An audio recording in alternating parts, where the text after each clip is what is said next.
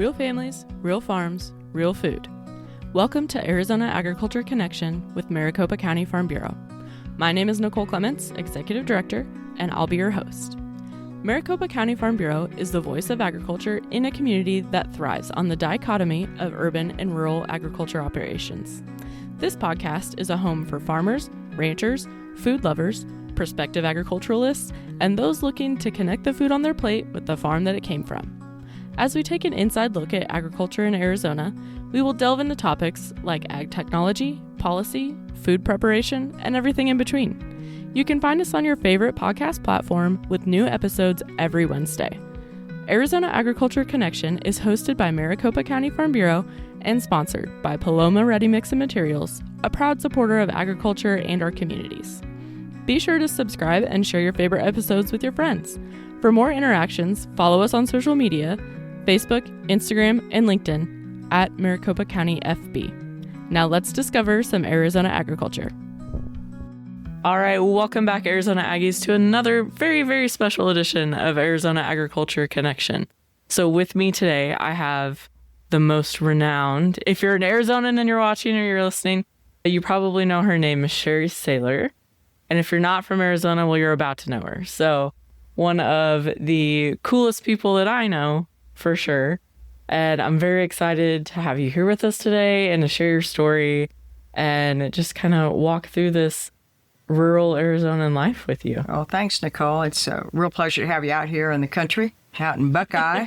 That used to be a little farm community, but now we're growing. But yeah, it's been a really neat journey to be here and to be involved in agriculture through the years. Well, I'm very excited. If you're watching the video version, you might see that we are here in her office because Miss Saylor is a school counselor by day, at least for the next week. Yeah, 4 more days. And then I'm retired after 40 years. So it's going to be different. Wow.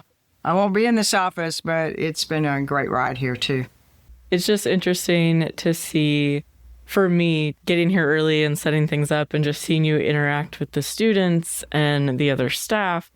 And I think just watching you interact with everybody lead to, it's just who you are as a person. Like, you want to be out there and talking to people and sharing stories and being collaborative and this sense of community. Like, you bring that everywhere you go.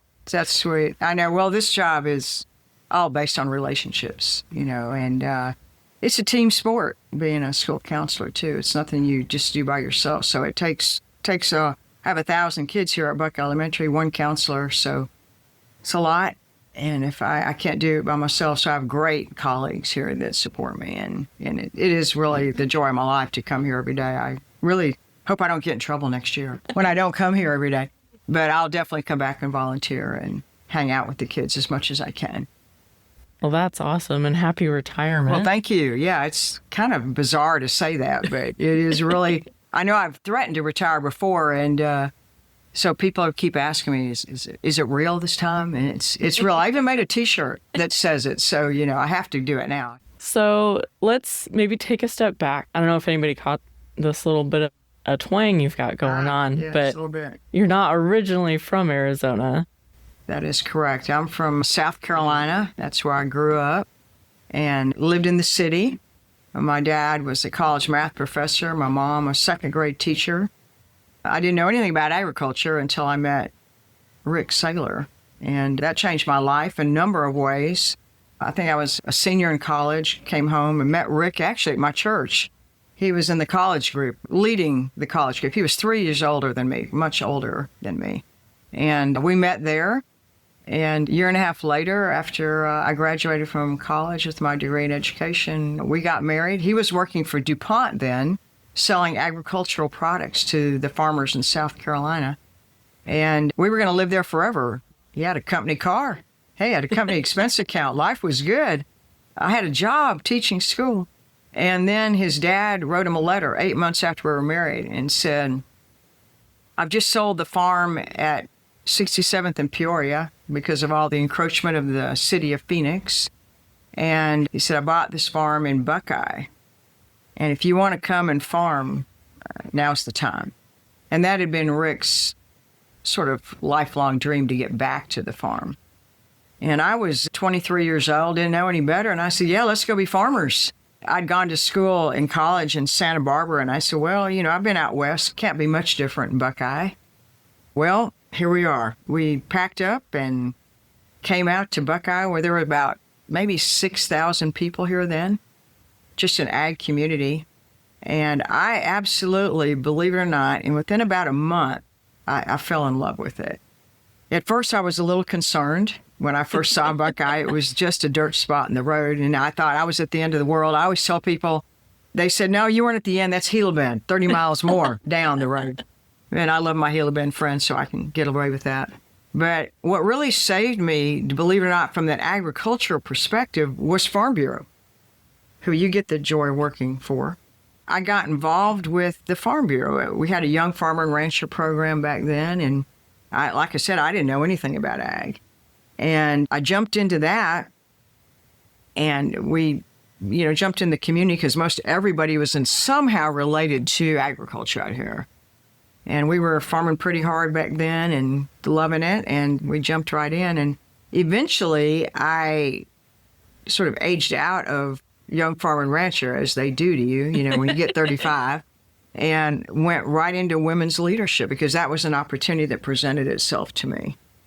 And that's how I started out with the county, Maricopa County, which I'm proud to be a part of still. And then I eventually went from there to the state chair, and then eventually from there to become the regional director, then vice chair of the national committee, and then finally chair. It took about 30 years, I think, to get all that done. So I'm kind of condensing it, but such an amazing journey that I've had with being in this amazing town, and that enveloped me, and my job here, and then the farm segment of it all. It's just been great. We're going to dive into kind of your women's leadership journey here in a little bit, but coming from being the city girl from South Carolina and then, being out here in the farm country and just kind of thrust headfirst into it, how did you kind of find your way or your position as... Well, that was a little bit overwhelming because many of the folks that lived out here had generationally been here for a long, long time and been involved in agriculture. I was pretty green, but I think just the fact that we were young, I would go with Rick to the farm. I thought it was pretty cool to go out and chop cotton. I didn't know any better when it was 110 degrees, and I thought, I'm a real farmer now. I'm out there chopping cotton. I'm not very good at setting tubes. That was what other thing we had to do back then. I was good at killing them. I could get them out of the ditch, but he could set, 25 tubes to my one. But I just kind of jumped in gradually. When you're in a small town like Buckeye, it's easy in a way, almost, because you are seeing people at church or at the ball field with your kids. We had a couple of kids, so then they started getting involved, and then I got into this school gig. That was kind of interesting, and I back some folks that will remember in the 80s when interest rates went to about 18%. And I got to thinking, I could help this farm out a little bit by maybe getting a job and at least paying for our insurance and things like that. So that's how I got into school. It was supposed to be for a few years, but 40 years went by. But then when I got involved in Farm Bureau, I found that my giftings were not necessarily driving straight rows in the tractor or setting water or, you can ask Rick, that was not my gifting. But I did love to talk. And I loved the whole industry of agriculture and what it meant, the basic industry of the United States of America, really. You got to have a farmer in your life, as we say 3 times a day at least, right? And we wear clothes too. So when I got into Farm Bureau, I really jumped in more of the leadership. I wanted to tell everybody in the world about agriculture because I grew up for the first 23 years of my life just going to the grocery store, not thinking about where my food came from. I used to drive by cotton fields in South Carolina going to Myrtle Beach. Oh, that's pretty. But I didn't really find myself knowing much about it or how important it was to our economy. So once I figured that out and I started learning about agriculture and how important it was, that's when I decided to get involved and be more of a spokesperson. It's rare to have two people out there. Rick was involved. He was the president of Maricopa County for a while, and he did his thing. But then he decided, I'm going to focus on the farming, the actual stuff that you have to do on a farm to survive. And you go out and tell the public. And that's kind of how we worked it out. And he supported me in that, and I supported him when I could on the farm. I used to run to John Deere and get parts and things that I couldn't mess up anything. But because there are some women who are fantastic on the tractors and do all the work. But we chose in our family to have me be the person that would go out and really, be the leader and tell people about ag. And so that's how I got involved. And I think Farm Bureau has some of the best leadership trainings that I've ever been in. And I've been in education for, 40 plus years. And I've been in some great leadership trainings, but I think Farm Bureau has some of the very, very best in terms of being a spokesperson for the industry. And it was sort of a gradual thing. I remember the very first time Burl Rousseau was the women's chair at that time. She asked me to come to a Farm City festival. And she said, Sherry, we're going to talk about 3 issues. And I want you to talk about, I think it was water back then. Water's always been an issue, right? I had my little speech, and I remember the power that it felt like to speak to we invited all these business women and educational women and people in the city. And we were downtown. We had a luncheon for them. And it was so invigorating to be able to tell these folks about something I had just learned about. And that kind of lit my fire, I think. And then I said, man, I want to keep doing this. So that's what I did. From there, I got involved, like I said, at the state level. Here in Arizona, we've been blessed with great staff and leaders at the Farm Bureau level, at the county level, and the state. And I remember going to my first communications workshop back with Jim Clinker and all those guys, and learning again a better way to speak, how to engage the public. And then I went to many, many leadership trainings that Farm Bureau provided in the Western region and even at the national level when we go to the conventions. And I just kept on going and loved being state chair, loved being vice chair of the national committee, because then I got to see agriculture all over the country. And I really loved speaking about agriculture and motivating other farm women to get involved in agriculture. That became my kind of, I think, heartbeat, was trying to get other women to find their voice. Because women, when I first entered, I think women probably didn't feel like they had a voice as much. But during the last 50 years, they definitely have found their voice. I think we have maybe 6 women presidents across the United States now who are Farm Bureau presidents of their states. It's definitely, the culture has changed. The culture's changed. And if you don't know, 2026 is the International Year of the Woman Farmer.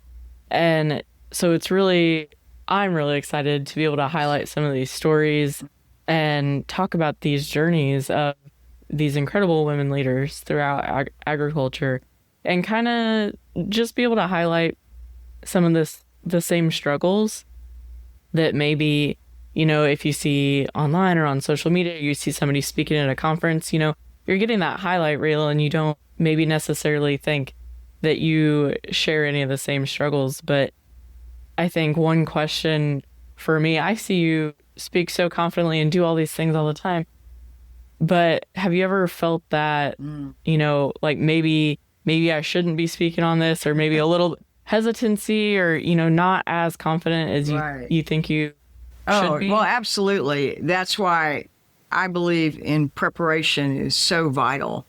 I will say this for the Farm Bureau, they prepared me to speak. Because when I first came in, I would not have been effective, I don't think, because I really didn't know what I was talking about. And it was through going to, and we started in the national committee because our state, one of the reasons, I still remember sitting in the national committee and I knew our state had done a communications workshop. And I remember Terry Gilbert, who was the chair at that time, we talked about the fact that we need to do something like that for our women because they need to have confidence to speak, to be articulate about this industry. And so I think the only way to be effective is to be prepared. And so we went through this and we call it Communications Boot Camp. We started back in 2007, I believe. And I think there's been almost 300 women now go through this. And it's an intense 3 or 4 days in D.C., and it's with media, being able to get up and make a speech, being able to deal with the tough questions that people thrust at you in the ag community and out in the country, so to speak. And it's very demanding to go through this thing. But when you get through it, it kind of breaks you down, almost like a boot camp that, my grandson just went to boot camp with the Army, and it breaks you down and then builds you back up. And that's kind of what our vision was. And we've had people go through it now, and I would say it's life-changing because it gives you that confidence you need to go out and speak.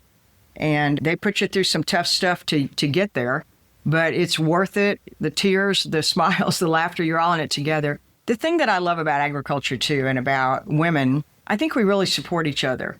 When you support your friends and what they're trying to do, I think that's a really bonding thing. And when you're in this kind of thing, there's about 15 people that come to that boot camp every time they have it. And it's such a bonding thing. Once you've gone through boot camp with these people, they're your friends for life, right? And that's one thing I love about the community of agriculture. Women or men, that you are together. And we're all in this thing together because it's not, you say it's an individual thing to be a farmer, but it's really not. It's a team sport. You're talking to your neighbors. You're learning from the seed guy. You're learning from the guys that sell you products for your field. It takes everybody to make it work. And I think you say life-changing, and I don't want that to be understated.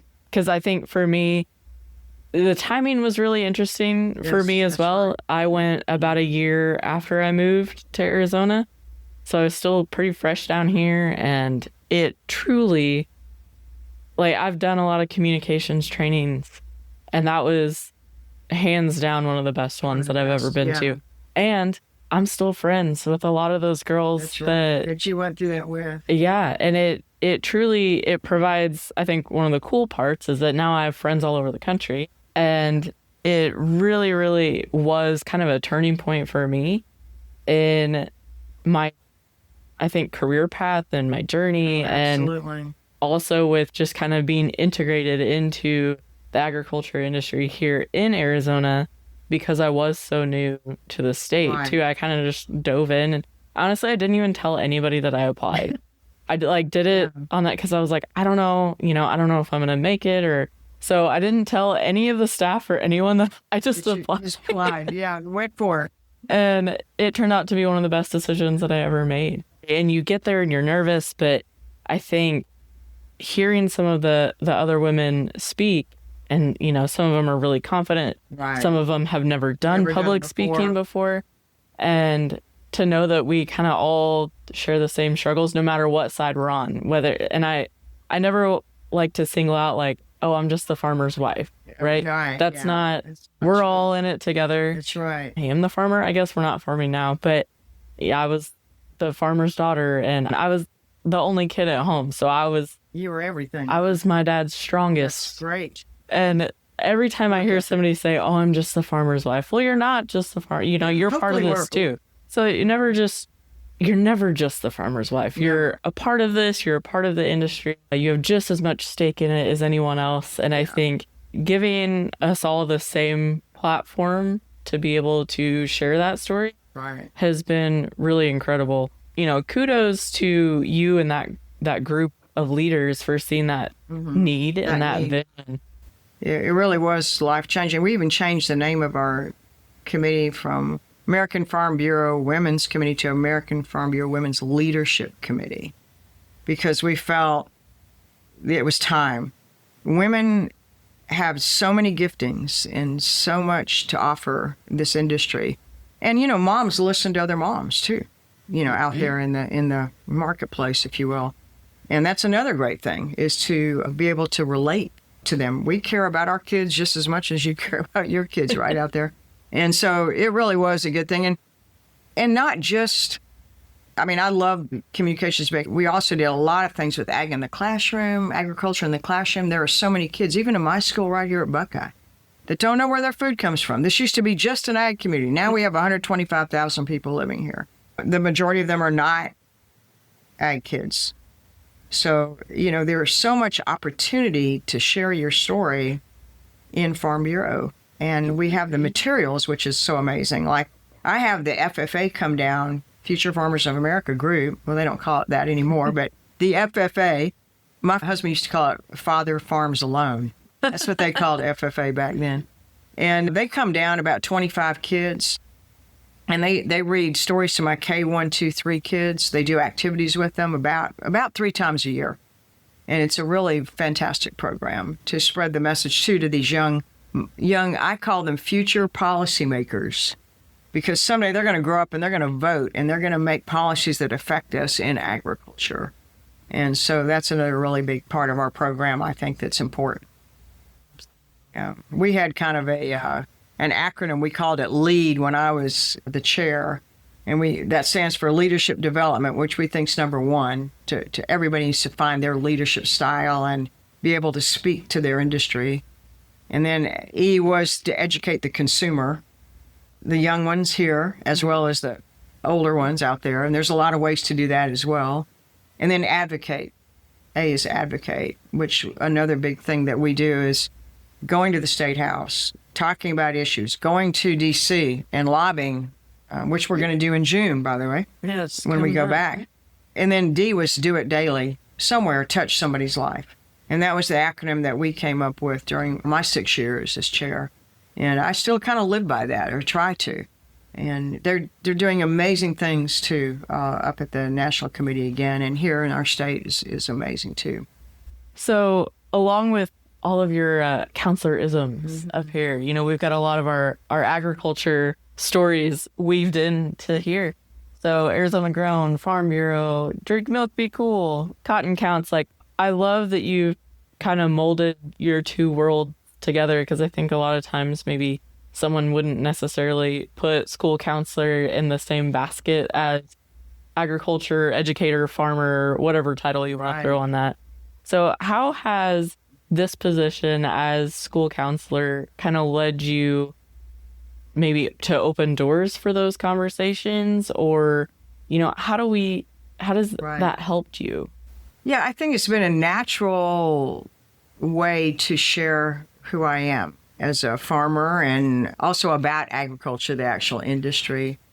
First of all, my school has been amazingly good to me and allowed me to be involved in Farm Bureau. When I was national chair, I was traveling quite a bit, and they allowed me to go because mainly bringing agriculture into the school, I feel like they felt that was a plus, especially in the community that we live in. And as I said earlier, bringing kids into the school to speak and read about ag to our young students, bring the FFA kids, and then I would go into classes and read and do different activities when I was able to manage the time. So I think the school ended up being a really good fit for me, for not only the fact that they allowed me to be involved in Farm Bureau and being a counselor, it was a little bit easier for me. If I'd been a teacher, it might have been a little tougher to take off. But as a counselor, I have a support team here. I have a school resource officer and a psychologist here on staff. So they allowed me to do that. And in return, what I tried to do was to bring agriculture in the classroom back here to them. And living in this community made that very easy, so that I could use the FFA kids and then my own self. And sometimes my husband has come down and spoken, and, I've grabbed people from the community that have wanted to come in and share their story about agriculture. And the kids love it. They really do. They love it. And we play a game with them. Is there anything you eat that is not grown on a farm? And you should see some of the questions we get. Chips? No. Potatoes? There's just stuff they don't even think about, So it's been really, really fun to do that game with them when I go in a classroom. Yeah, I've loved being involved in agriculture and education, the two together. And for a time, I was on the American Farm Bureau Education Foundation Board, where we created a lot, in partnership with other people, materials that you can take into the classroom. So that's been really good. We have a lot of agricultural responsible books that we can take into the classroom and read to kids. And that's something, even when I retire from here at Buckeye, I'm hoping to keep doing. Help out Katie Aikens and some of those gals from the state and you by going into the classroom and sharing our story of ag. So, yeah, this job's been fantastic for me to help kids in every area of their life, but also help them in this area that I'm so passionate about. So it has really been a good connection for me. An easy segue to bring stuff in. I love that. What piece of advice would you have maybe for other women in agriculture who maybe don't feel like they have that community? I love Arizona agriculture as a whole. The Buckeye agriculture community is kind of its own little nest of opportunity. Mm-hmm. So if somebody doesn't necessarily have that, what advice would you have for them to be able to maybe create that community wherever they're at? Well, I think, first of all, you have to become a member of Farm Bureau because that's the premier organization in Arizona and really in the United States for agriculture and for offering you the opportunities you need. So number one, you got to be a member. And you can be an associate member. You don't have to just be a farmer member. You can be an associate member. And we have a lot of associate members who do multiple things that are great for our industry.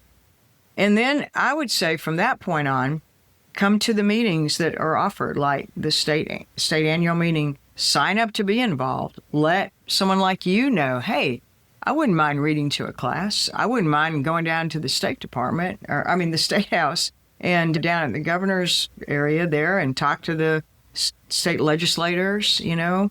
They just did a Pie Day down there where they told all the different segments of agriculture in Arizona. I'd like to help with that. There are so many opportunities that are there, but you got to take that first step, become a member, get in touch with the people that are in leadership, and start attending the meetings. That's what I did. I started at a local Farm Bureau Christmas party, the very first meeting I went to. And from then on, there's going to be that leadership training? Oh, okay, I'll go to that. Oh, there's going to be that women's meeting? Oh, I'll go to that. And that's how you start, by just putting yourself out there a little bit. I believe that if somebody came to you right now, Nicole, and said, hey, I really want to be involved, I know you would say, I'll find a place for you. I will. I've got a place for you. Come on. Yeah, because I think, you know, the old adage that 10% of your membership does 90% of the work. They say that in churches and in organizations like we're in.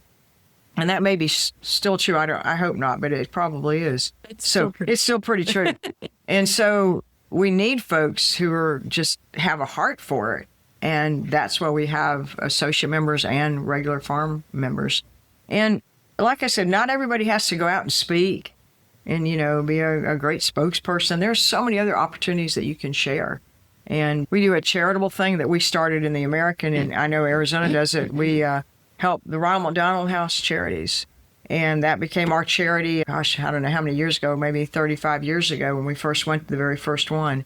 And that's been a fantastic opportunity for us to not only help our community, but to share agriculture. We always leave agricultural responsible books at the Ronald McDonald House. I just say, become a member, get involved, because you're going to get information once you become a member that shows you where you can plug in. And I think that's what you have to do. You got to take that first step. And then we as farm members, and we need to do a better job too of just noticing people around us that might want to be involved and just asking them.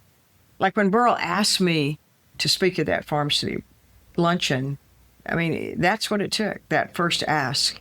And I did, and then I got the bug from that point on and wanted to be a part of that and moving the needle for agriculture. So I think that's important too. Yeah, we need to ask. I think it probably sounds a little bit like this is an ad for Farm Bureau, which it's not. It's hard to deny. It is hard to deny the opportunity. And, you know, sometimes I think when it comes to different organizations, people think that Farm Bureau is this kind of, you know, whatever, the 800-pound gorilla or whatever they want to dub it. But it's hard to deny the opportunities that are available through their program. And I've been in agriculture my whole life. And I did not leverage any opportunity within Farm Bureau until I moved to Arizona. and it was like light speed. Yeah, it was like I hopped in a rocket and off I went. And, you know, part of me wishes I would have done that sooner, you know, when I was, before I moved here. But it really is such just a great opportunity. Yeah. Well, it's got Farm Bureau has a fantastic history that they built upon. Even though it's changed dramatically through the years, it's still grassroots.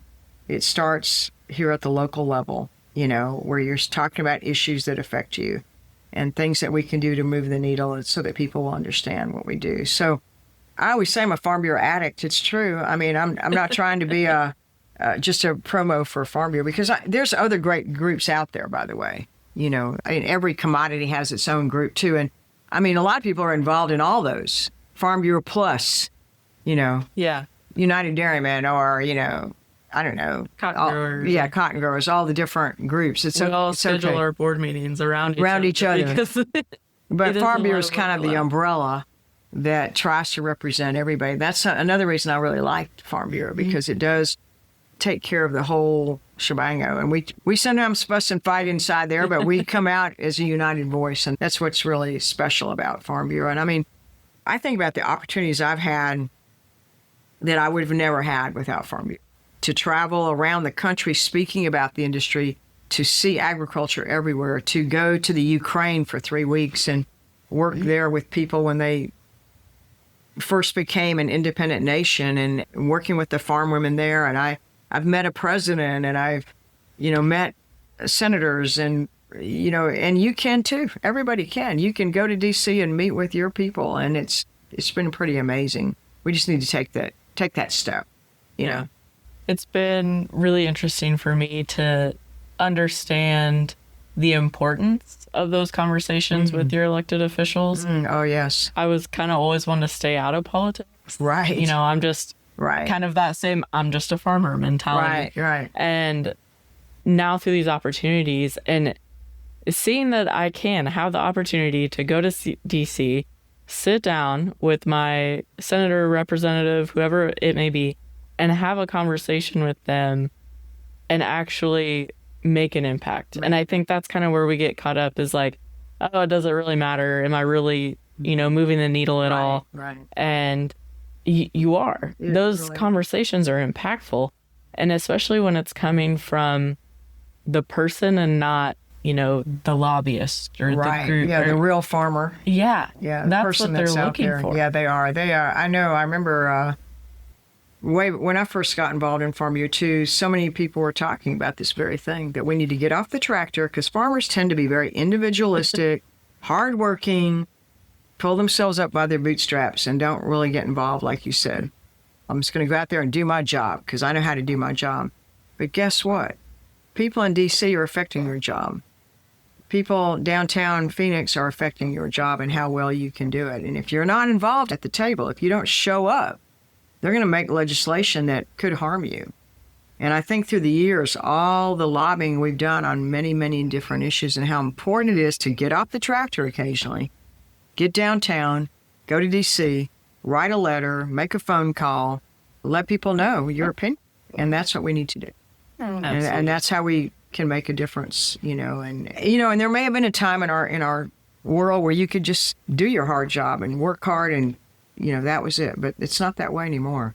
There are so many regulations in farming and in agriculture that can put you out of business if you don't know how to manage them and have people. And now we've got issues that we're facing that are big out here. And we've got to have a seat at the table, which I'm really proud that we do have that seat at the table. And it's important that we continue to do that. And like I said, I'm looking forward to June when we go see our elected officials in D.C. and talk about, you know, the things that are going to help us in this next farm bill, which we just finished passing partly, I believe. Through the House. We got to get through the Senate, right? So we may be lobbying on that when we're back there. I don't know how much longer it's going to take. Things in D.C., that's the thing that I have had to get used to, is how slow things move back there. You go down and lobby about some bill and it takes forever, and you just have to stay with it, you know, and not give up. And know you're in it together. It's not like I said, it's a team sport to be involved in this industry. We need each other. Absolutely. I want to jump back just a little bit to when you first moved out here. Oh, yeah. It was shocking. Yes. So, you got that call from your father-in-law. He said, I sold the farm and I moved it because of urban encroachment. Correct. And when was that? That was 1974. 1974, we moved from South Carolina. Yes. So this is something that in this region, we still think about on a daily basis. Yeah. We still have farms that are either selling and going out of business, selling and relocating because of this urban growth. And I've heard this stat a couple different times from some different people, but about 200 people every day move to Maricopa County. Wow. So that's a lot. That's a lot. That's a lot of humans. Yeah. And so something that, was an issue in the 70s continues to be an issue. Yeah. And what kind of trends have you seen as you've been here in Arizona in the agriculture community? Right. What have you seen that maybe you think will maybe always be an issue that we face besides water? Because that's always water is just a given, I guess. I think we're always going to deal with the fact is we live in a climate that a lot of people like. They haven't been here in the summer, but a lot of people like it. So they come and, we're going to always deal with some urban encroachment. I mean, who would have thought in Buckeye that you'd have to deal with that? But I mean, there's a warehouse now probably a mile and a half from our farm. The landscape's changing a bit. And we're going to have to adjust. Some guys are it's their 401k, they're going to sell out and whatever. Some will move to maybe a part of the country where they're not having that much urban encroachment. There's a few people that do that. And some are just trying to, and I think there's a way to farm and have growth. There just needs to be planning. And that's why you need to be involved, in your city council and, with people that are making these economic decisions so that you don't lose the agricultural vibe in your area that's so vital. The green spots, which actually help bring down the temperature. I know Rick and I play a little game when we come out from Phoenix, and it's maybe 90 degrees in Phoenix, and we get to the farm where the alfalfa field is, and it's 80 degrees, and how blessed we are to live out there. And so I think there's a way that, we know agriculture will at some point, there'll be some declining of numbers of acres. They have this ag to urban bill now and, things like that. But I think there's always a place for it because we are so blessed in Arizona. I mean, when you look at alfalfa that I just mentioned, we can get 10 cuttings a year of alfalfa. There is nowhere in America you can do that. And we provide that for the dairies and 312 days of sunshine a year. I mean, we can farm all year.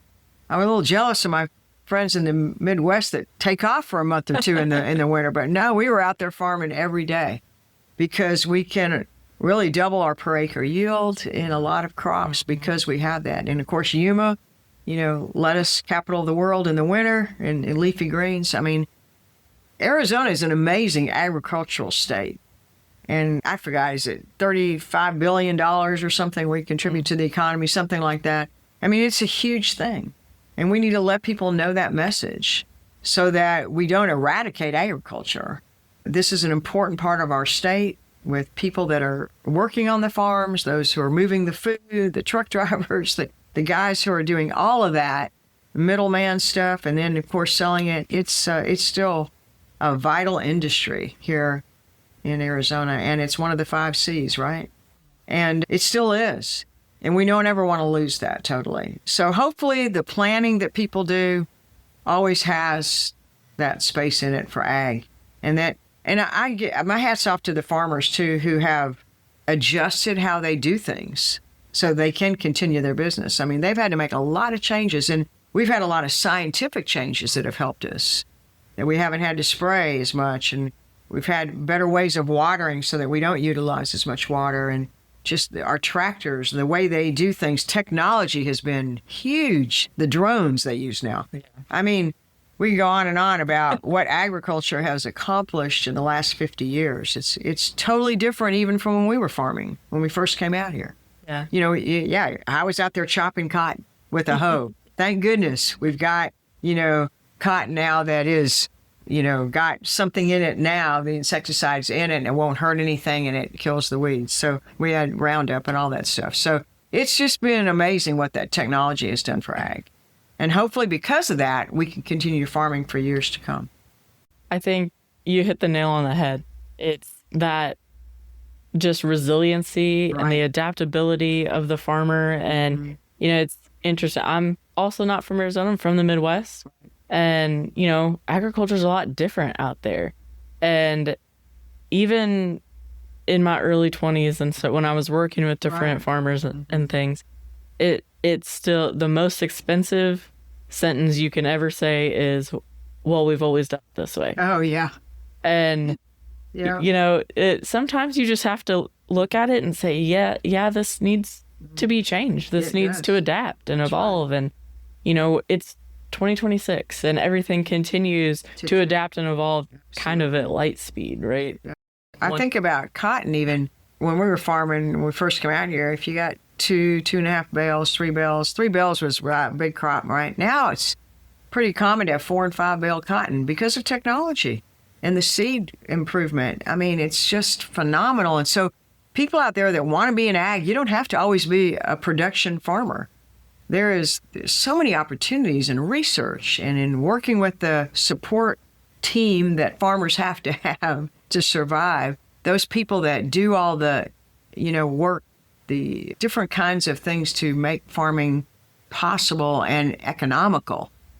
Because the bottom line is you got to make money or you can't stay in the business, right? And so we so appreciate the research that the schools do and the industry does, Corteva and all the other people that work with us. So, there's a lot of opportunity in ag, I think. Absolutely. I talk a lot with our younger people that are looking to come into agriculture, and the conversation I have is, well, if you don't want to be a farmer, that's okay, because 1.7% of Americans are farmers or ranchers, right? They're the ones that are actually out there doing it. Yeah. But over 10% of Americans are involved in agriculture. Right. So, you've got 8+% in there of so many different opportunities. So many different jobs that you can do. Yeah, it's really kind of a cutting edge industry in so many ways. So many new things are happening, and what they're doing with it, I don't even understand some of it. But there are people that are way smarter and know how to do gene splicing and things that make things work better. And so it's great. It's great. It's a good time to be in ag in some ways. There's so much happening out there. So I'm excited for the future too. And Buckeye, I think our folks that are running our town are very pro-ag and pro-business. They know that it's important, both of them, and they're trying to balance it. And I know it's not always easy, but I appreciate our mayor and different folks on the city council that really care about the ag sector as well as the business sector, because I think we can be a partnership and be stronger because of it. And I'm excited for the future for even our town here. Yeah, so it's a tough job for sure. And, it is. It's sometimes our elected officials don't always get the thanks that they do deserve for tackling that tough job. And it's not a job that everybody wants to do. That's right. And very few of our elected officials in Phoenix are from a farm. So that's another reason that we've got to be very proactive in developing relationships with them so that we can talk to them about the issues that are affecting us. I'm very fortunate to have someone like Tim Dunn down there who's a farmer, and we had seen a Kerr who's amazing. And so we've been lucky out here in Buckeye area to have people represent us that understand our industry and that actually came from our industry. That's kind of unheard of. So we were very blessed to have them down there. And so we're still fighting the fight, and it's exciting to be in this industry right now. And to be a woman or a man, doesn't matter. We got a place for you in Farm Bureau. I say there's always a seat at the table. Burl Rousseau, who first asked me, she was in her 90s and still knocking on doors to come to a Farm City breakfast. I'll never forget that, in her neighborhood. So I just want to keep myself, I want to keep sliding into home, so to speak, with agriculture. I don't ever want to stop talking about it. Even though I'm not an elected official anymore in the Farm Bureau, I want to be always speaking about it, always telling the world about what a great industry it is and what great people are involved in it. I mean, they're the salt of the earth people, seriously. If you're down on your luck, they're there to help you. I remember when I'll tell you this real quick, we had a whitefly infestation back in the 90s. Rick and I had just gone out on our own, and the family farm kind of vanished for us, just our family. And it was tough times. And I remember walking down the rows, and whiteflies were eating up everything. But we had friends who came out and helped us chop that cotton field, and I'll never forget that. They were out there in the 110-degree heat doing it, right? And that's how farmers are. If you're having a bad year, they're gonna be there to lift you up. Or you have an accident, they're gonna be there to lift you up. And it's a really wonderful community to be a part of. Yeah, couldn't have said it better. I know, and I feel so blessed in my life, not only to be in agriculture, which has been phenomenal when I think about my early years, not knowing anything about it, and then loving it to the point that I do, and then being here at this school for 40 years. I have kids of kids now here. It's a really wonderful thing that when people walk in with their children and they walk in and say, "Oh, you're still here." It is really great to be loving your job every day. Like every day I walk in those doors, I enjoy it. So it will be a bit of a challenge to not do that next year, but I'm hoping my golf game gets better anyway. But it has been phenomenal to have two things, agriculture and school counseling, two things that I love, and I feel very blessed. And thank God, thank my family for supporting me all these years and allowing me to do what I love to do.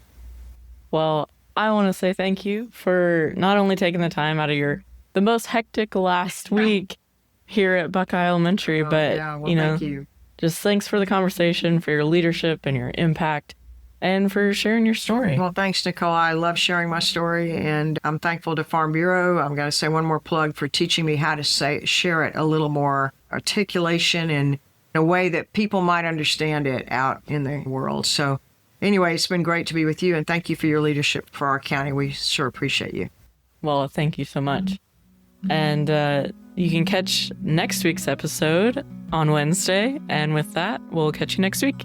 Thank you for tuning in today. And remember, Farm Bureau has a place for you.